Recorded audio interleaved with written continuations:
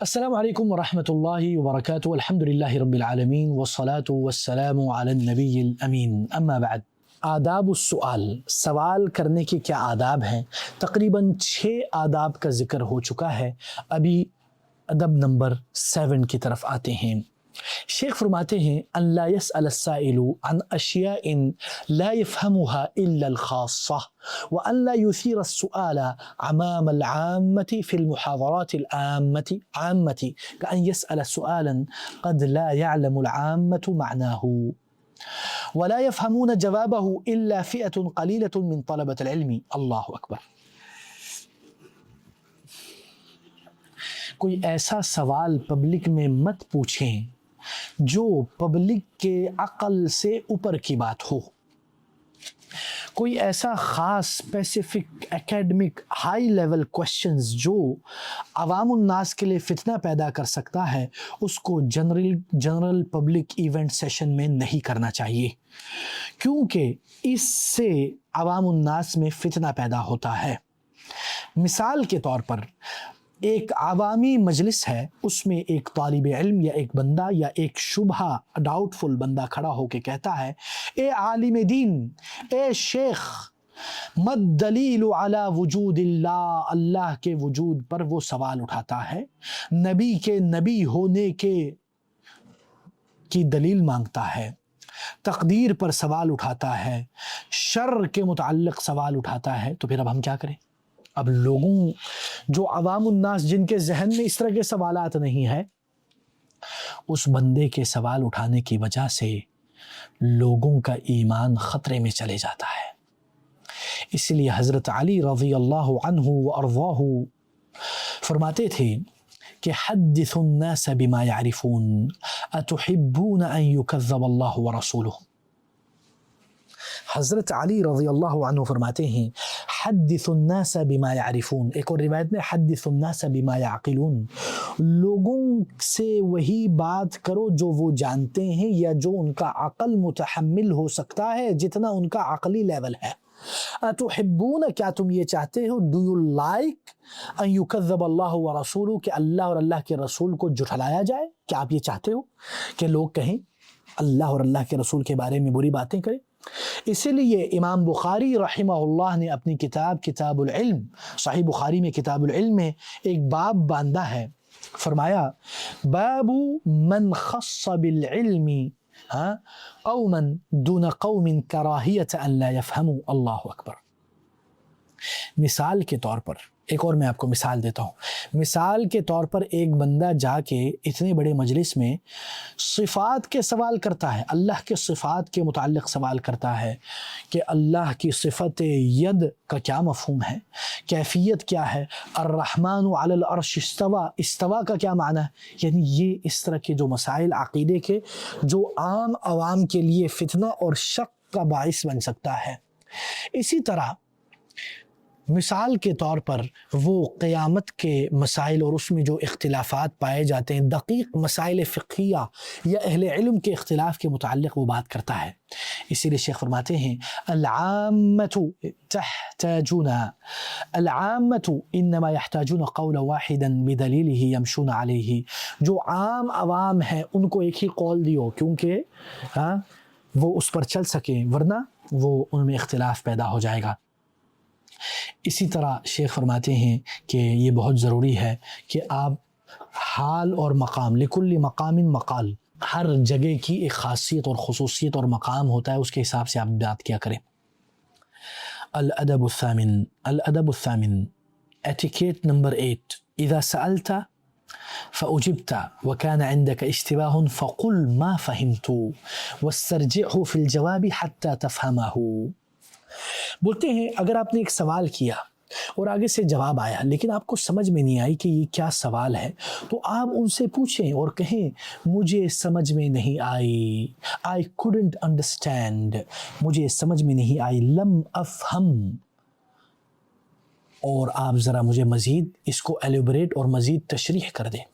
جیسے کہ امام بخاری رحمہ اللہ نے اپنی صحیح بخاری میں اس چیز کا ذکر کیا ہے کہ ابن ابی ملیکہ، حضرت ابن ابی ملیکہ جو تابعین میں سے تھے، وہ حضرت عائشہ رضی اللہ عنہ کے پاس انہوں نے بارے میں بات کی، کہتے ہیں کہ کانت عائشہ رضی اللہ عنہ لا تسمع شيئا لا تعرفه الا راجعت فيه حتى تعرفه.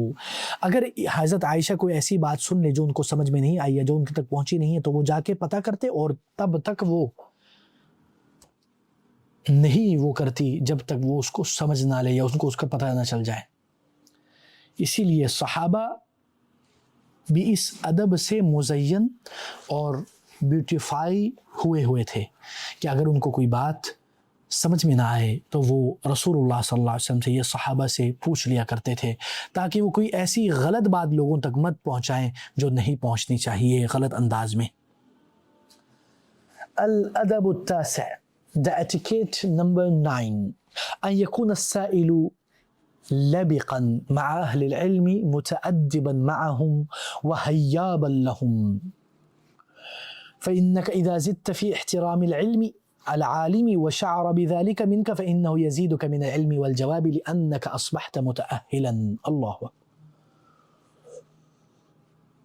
سوال کرنے والا بڑا با ادب ہو، عالم کی عزت کرنے والا ہو، عالم کے سامنے ادب سے پیش آنے والا ہو، ان کی ہیبت کا خیال رکھنے والا ہو، اور جب آپ عالم کی عزت میں اضافہ کرتے ہیں تو کیا ہوتا ہے، عالم بھی خوش ہو کر آپ کے جواب میں تفصیل پیش کرتا ہے اور ایسی باتیں بتاتا ہے جو وہ عام لوگوں کو نہیں بتاتا. اس کی وجہ کیا ہے؟ اس کی وجہ یہ ہے کہ آپ نے اس عالم کو وہ مقام، وہ عزت، وہ احترام دی جس کی بنیاد پہ اس نے آپ کو وہ علم نوازا جو باقیوں کے پاس نہیں دیا جاتا. الادب العاشر، ادب نمبر 10، ينبغي أن يراعي السائل حال العالم ووقته حين يسأله فيقول له هل هذا وقت مناسب للسؤال.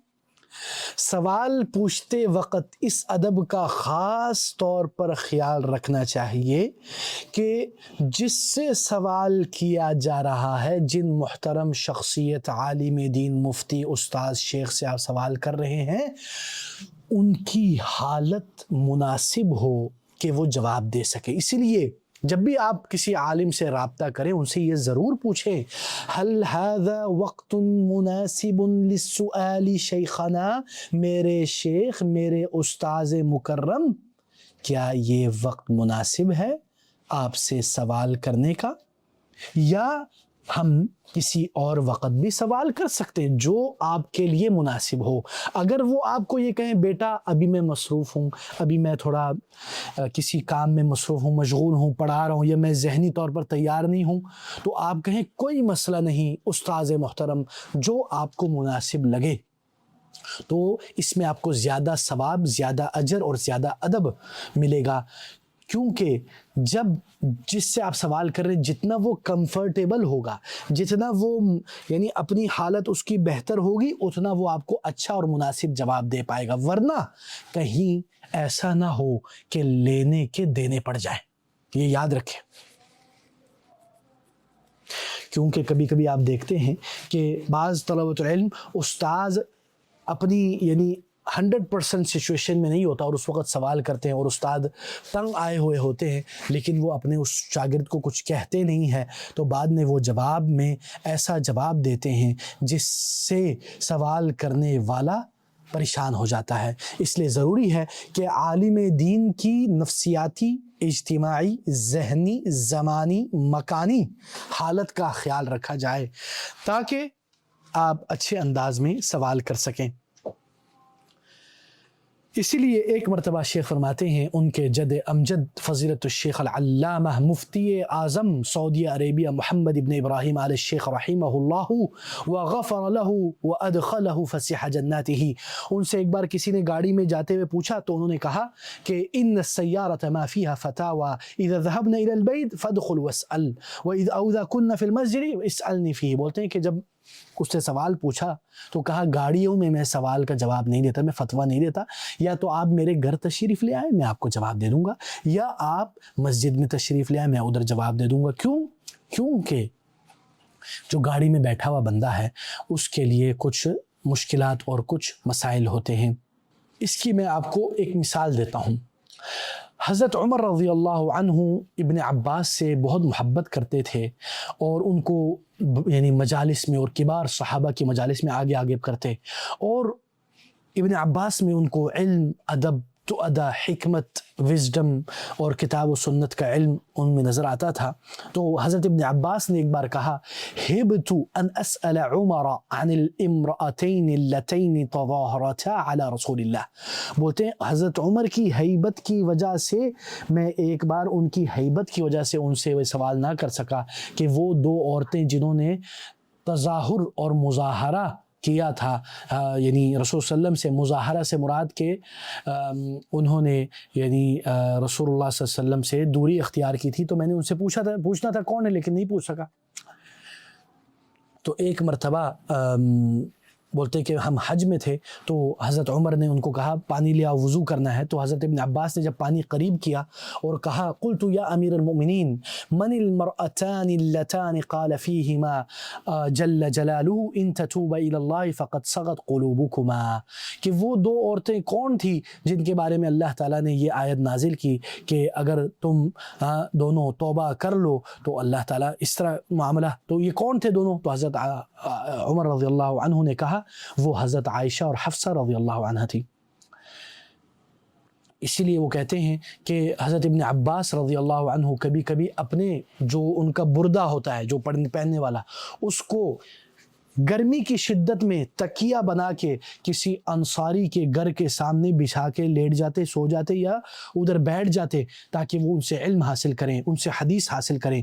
اسی لیے کبھی کبھی ایسا ہوتا کہ وہ آ کے دروازہ کھٹکھٹاتے انصاری کا، تو وہ پوچھتے یعنی وہ کدھر ہے انصاری صحابی، وہ بولتے وہ سو رہے ہیں، تو یا پھر وہ گھر میں ہے، تو پھر یا وہ مشغول ہے، تو حضرت ابن عباس انتظار کرتے، اور جب وہ صحابی وہ انصاری نکلتے تو کہتے یا ابن عم رسول اللہ، اے اللہ کے رسول کے چچا زاد، چچے کے بیٹے، آپ کب سے ادھر بیٹھے ہوئے ہیں؟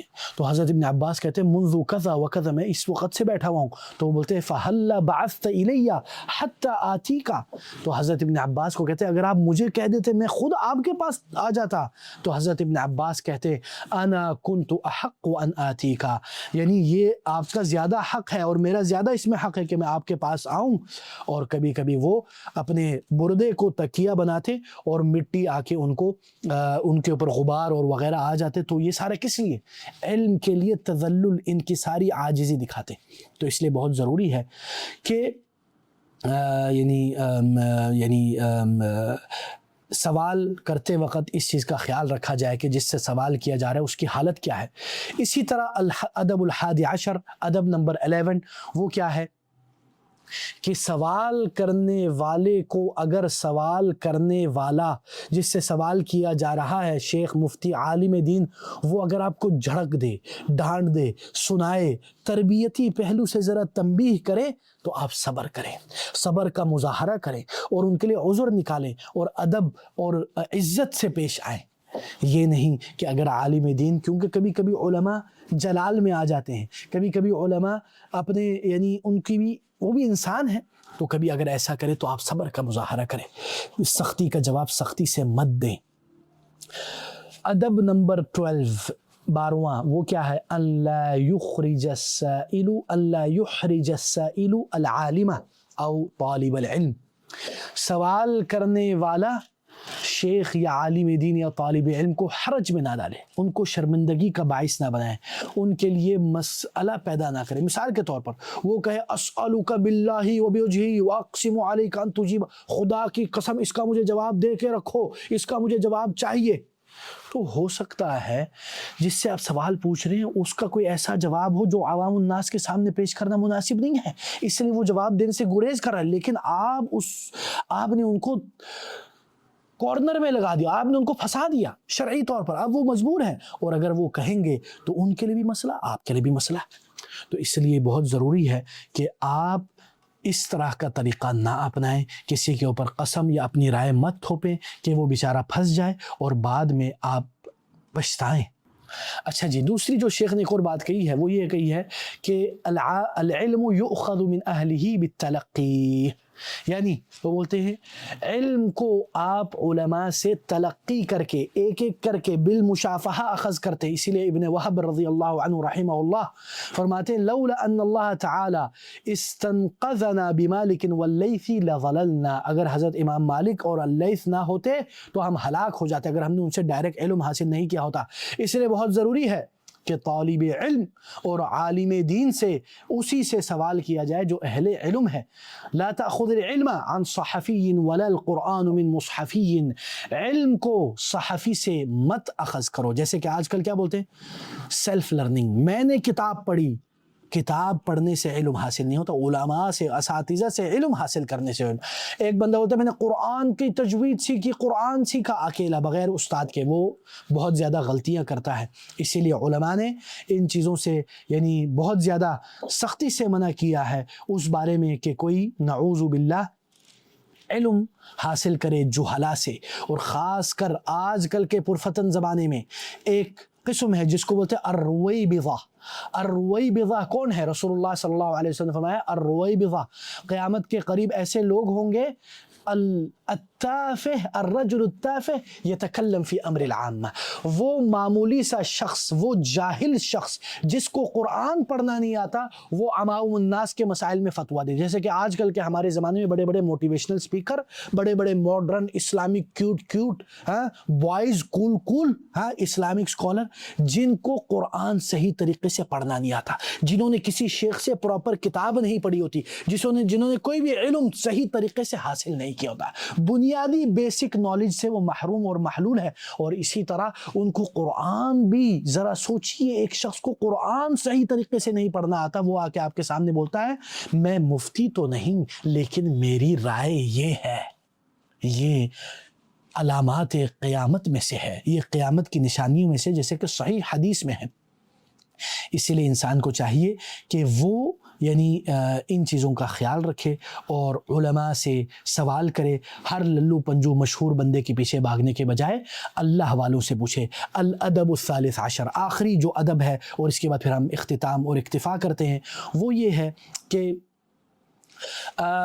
من المسائل التي ينبغي أن تراعى في أدب السؤال الأسئلة التي تكون عقب المحاضرات، یعنی وہ سوالات جو لیکچرز، پبلک لیکچرز یا کانفرنسز کے بعد پوچھے جاتے ہیں، حالانکہ اس میں اتنا وقت نہیں ہوتا کہ بندہ جواب دے، اور وقت کی کمی ہوتی ہے کہ وہ ہر سوال کا جواب دے.